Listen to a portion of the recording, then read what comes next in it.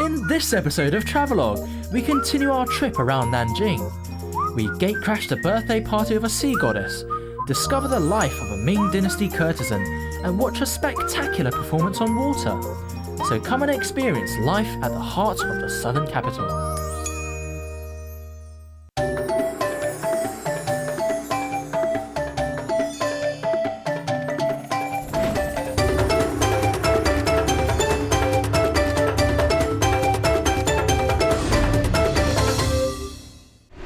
Down there is the Yangtze River, the longest river in all of Asia. Since ancient times, it separated China into north and south, but has also been a source of life, of wealth, and of power. For Nanjing, the Yangtze is its mother river, and in this episode, we'll see how life along its banks and its tributaries has flourished. I'm Taran, welcome to Travelogue, and welcome to our Jiangsu series. In case you didn't know, the reason Nanjing is called the southern capital is because of its location south of the Yangtze. This bridge has been something of a symbol of Nanjing. It was finished in the late 60s, significantly without any outside help. Its completion meant that finally the two sides of the Yangtze were joined here on its lower reaches. It also symbolises China's ability to master the Yangtze, and today is still a convenient way to get across town.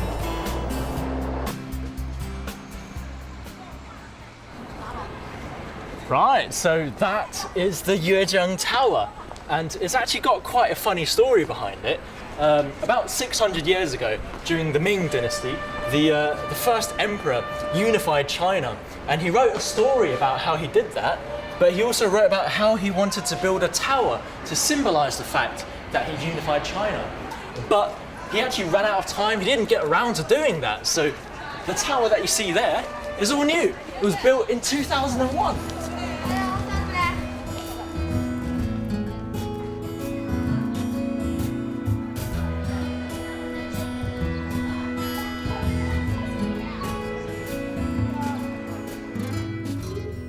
The Chinese love writing poems about the Yangtze, and I'd wager you could probably find at least a couple hundred if you look online. Yuejiang literally translates as enjoying the river. I guess it's a shame the tower wasn't completed in the Ming Dynasty, but still, today, you don't have to be an emperor to climb to the top and enjoy the breathtaking views over Nanjing and the Yangtze River Delta.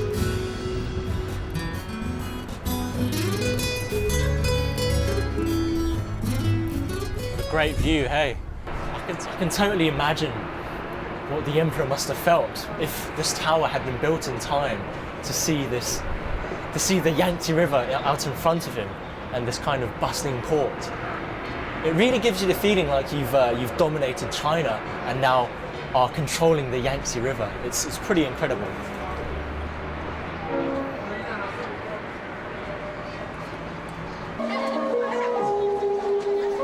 Back in town, there's quite a commotion.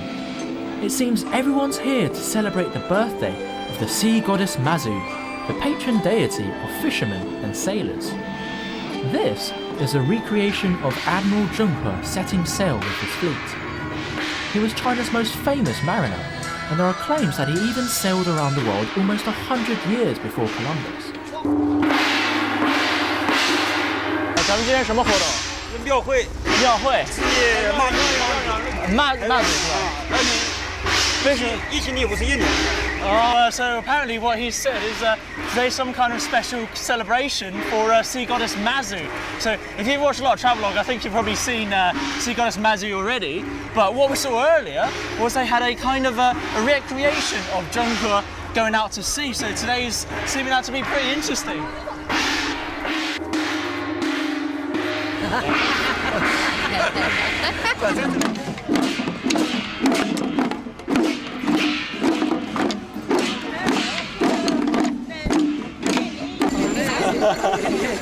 So I don't know whether they had mules like this back in the day, but you know, I think she's having a lot of fun. 这个，后面没人了是吧？就连自己。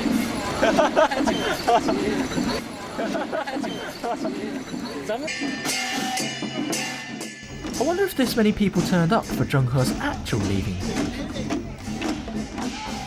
The sea goddess Mazu is usually worshipped in coastal areas, so it's a bit strange to see her being so venerated here in Nanjing. But take one look at all the ships on the Yangtze and you'll understand the reason. The Yangtze is an incredibly powerful and daunting river, but at the same time, it's a key transport link and it nurtures countless lives along its banks. It's also quite beautiful at sunset.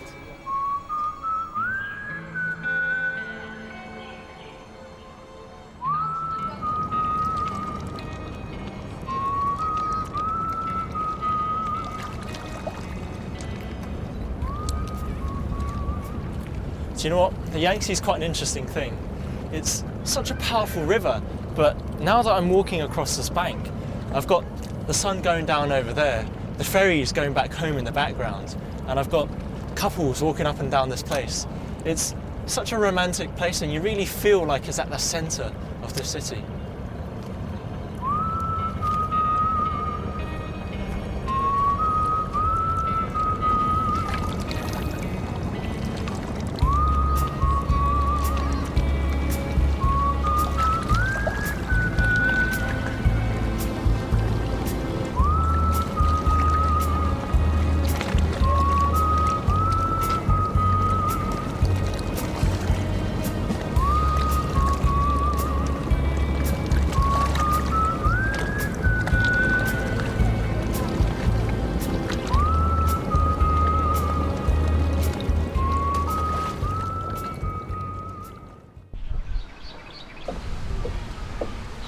The Qinghai River is a tributary of the Yangtze that flows into the heart of Nanjing. In much the same way, I'm going to follow this tributary to see how it's changed the everyday lives of people here. Oh man, what an amazing view of the Qinghai River. It's actually the reason I chose this hotel in the first place. Plus it's got amazing facilities. Come, let me show you my room.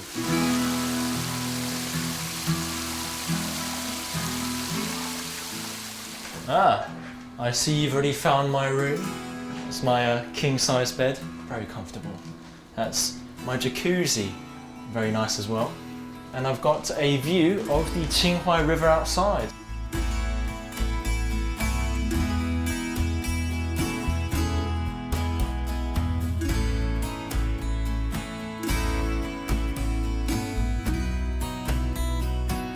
That room that you saw was 2,500 yuan a night.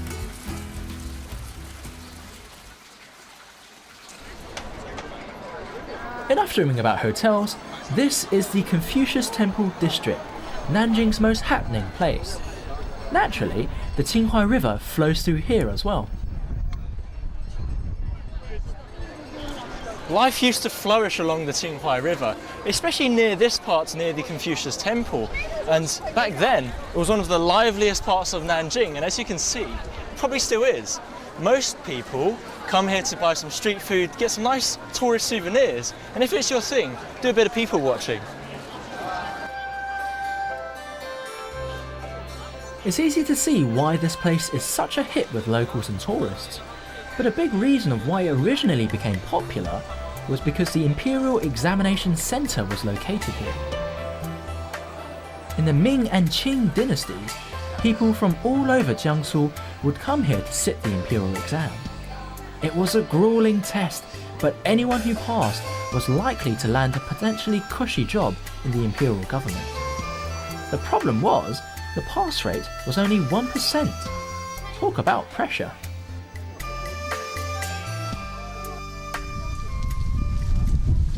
Imagine being stuck in a place like this for 72 hours. Because this is what people used to do to have exams. You'd be stuck in a little tiny cell, yay big, and have to go through 3 days, 3 nights of exams, writing essays about things. And all sorts of people used to come here because not only was it an exam, it was a way to kind of get up in life. Peasants would come here, and if they passed the exam, if they achieved it with flying colours, they'd become, people within the imperial court. So it was a way to completely change your life. Anyone could take the exam, and applicants ranged from the young to the old to those who had no chance of passing but tried anyway. Some were even driven crazy.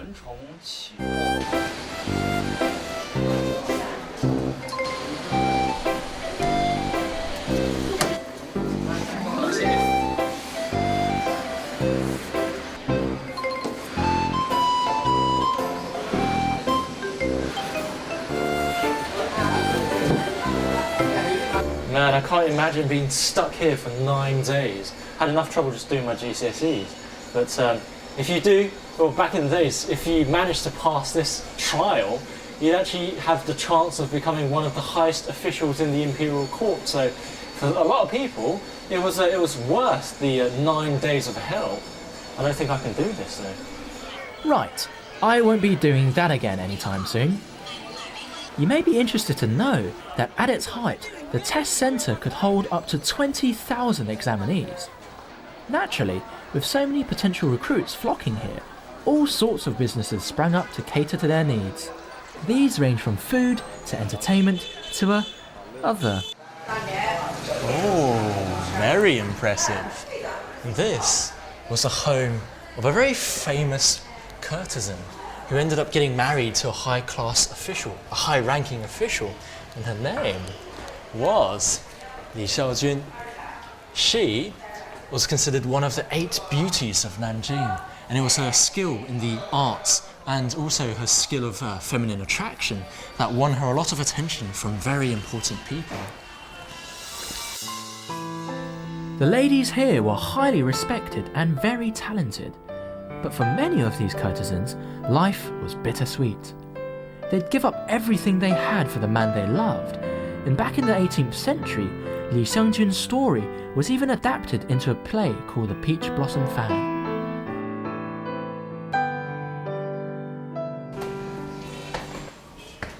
This is where Li Xiangjun would entertain her high-level guests and friends, many of whom came directly from the imperial exam room. And she was a very skilled courtesan. She'd entertain her guests with her lute and tin skills. And here, I think, right here she'd play chess and recite poetry. And this one is the, well, it's the master bedroom. I don't really need to describe anything in detail, but very interesting, a very intimate look into the life of a courtesan.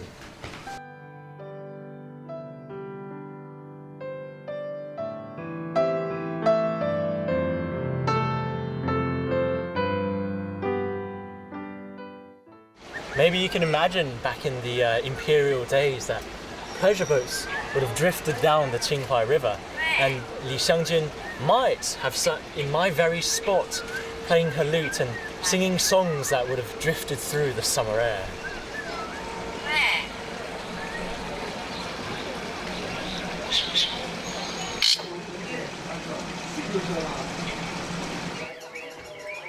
As is often the case, today the Confucius Temple area has largely been taken over by souvenir stands. Even so, it's still a pleasure to walk through these nostalgia-filled alleys. You might even be tempted to check out what's on offer. Back in the days of the imperial exams, aspiring romantics would try to woo their favourite courtesans by sending them interesting gifts or delicious snacks. It's only natural the snack shops around here have become famous. I don't have time to visit the stalls one by one, so I'm heading to a restaurant where I can sample them all in one go.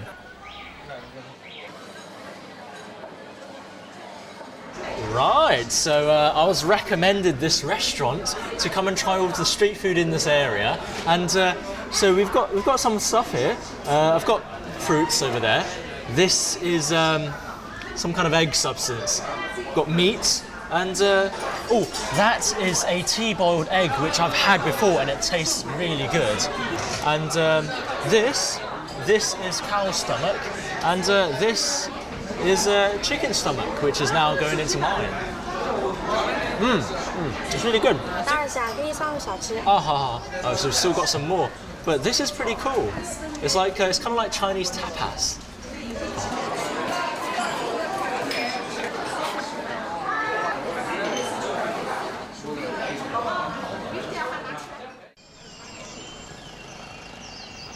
The Confucius Temple district is a major hit with tourists. It's also a favourite with the locals, but the place most of them go to won't be listed in any guidebooks. My advice is, head on to the side streets and keep your eyes and ears peeled for clues.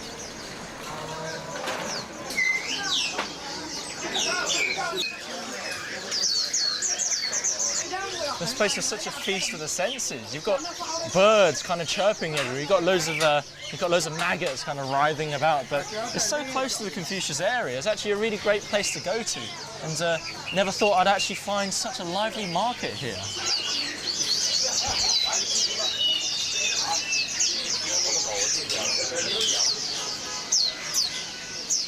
People here sure have interesting hobbies.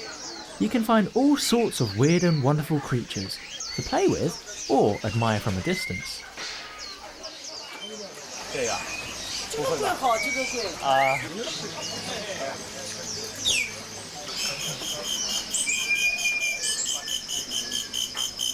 I think that's a cricket. That's so cool. 这个怎么卖啊？30块钱。这个小的是什么东西？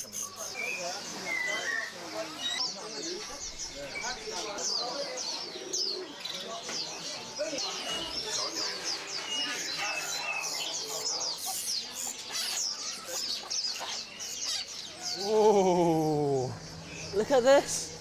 Oh man. They're alive. Lots of maggots everywhere. Whoa. Oh, this is so cool. Man, a lot of cool stuff to find in this market. Right, so I had a load of fun, but time to go to another part of town.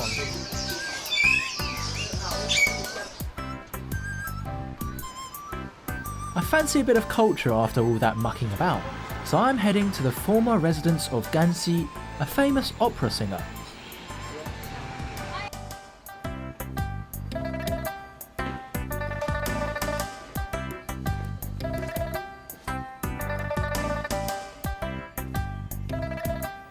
The place has more than 300 rooms and is now home to the Nanjing Folklore Museum. Inside, it feels almost like you've been transported back to the Qing dynasty.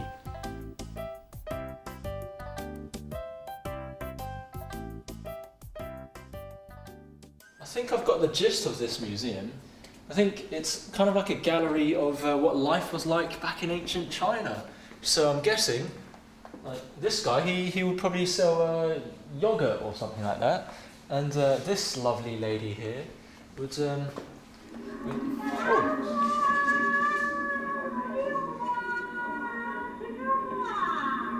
Right, so she's a lovely flower peddler, as it seems. But no, this is really cool.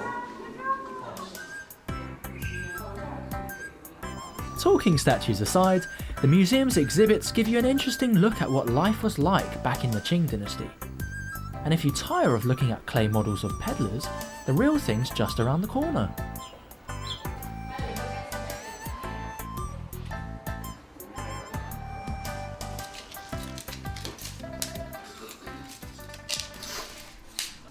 Hey, 您这做的是什么东西啊？火花灯。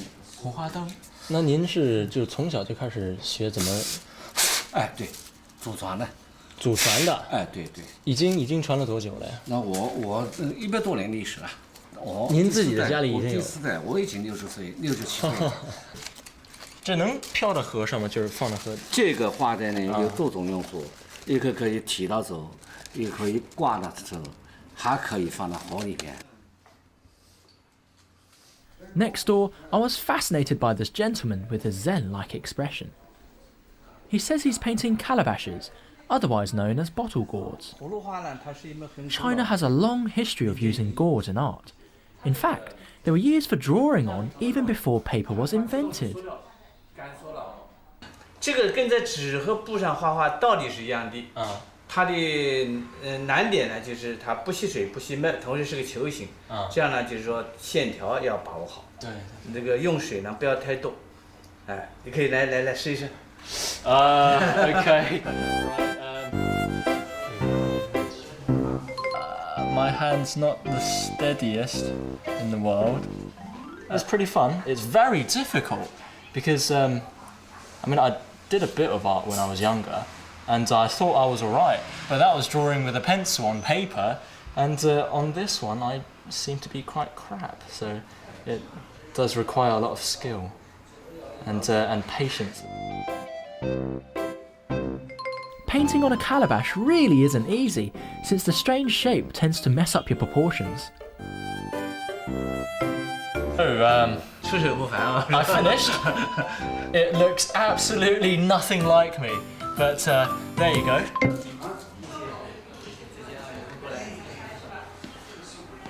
If you've also lost your confidence in your artistic ability, don't fret. In the adjacent rooms, you can find many talented craftsmen showing off the skills they and their ancestors have perfected.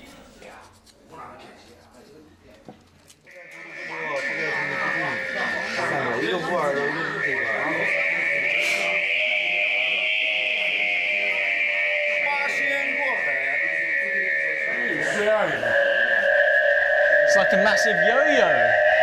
Wow. He's doing the UFO. Let's walk the dog.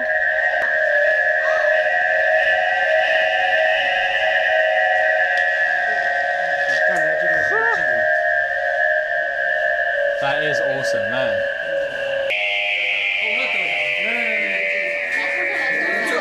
风啊，以风的速度加速空气传响了，传播口，那响了，慢一点，慢一点，看到了，花式吗？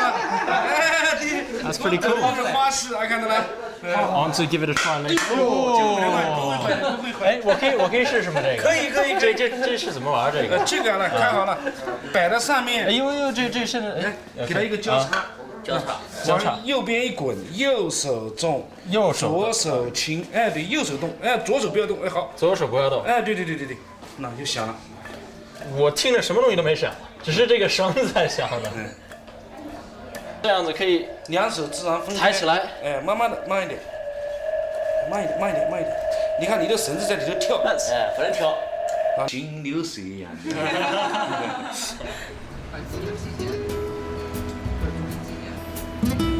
The banks of the Qinghai River around the Confucius Temple area are lined with beautiful lanterns all year round, so taking a boat out is the perfect way to enjoy your evening.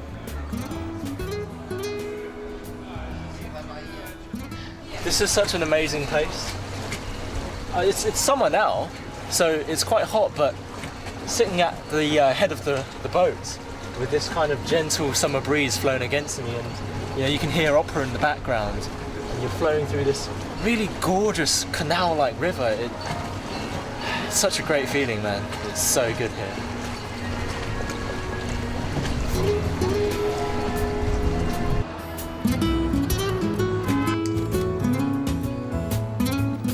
Centuries ago, important officials sailed along the Qinghai River in their pleasure boats. Although some things have changed, nowadays life along the Qinghai's banks is just as exciting as it always was, if not more so.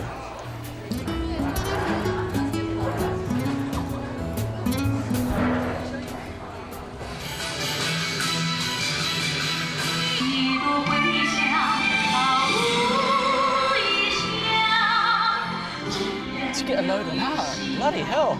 This is extravagant living.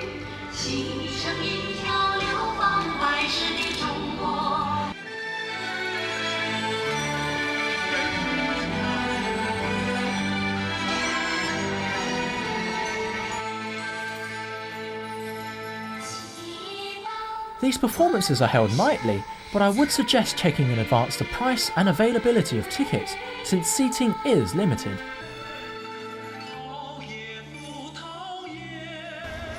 It's fascinating to see how the Qinghai River has changed over time. I mean, even before, it was at the heart of Nanjing.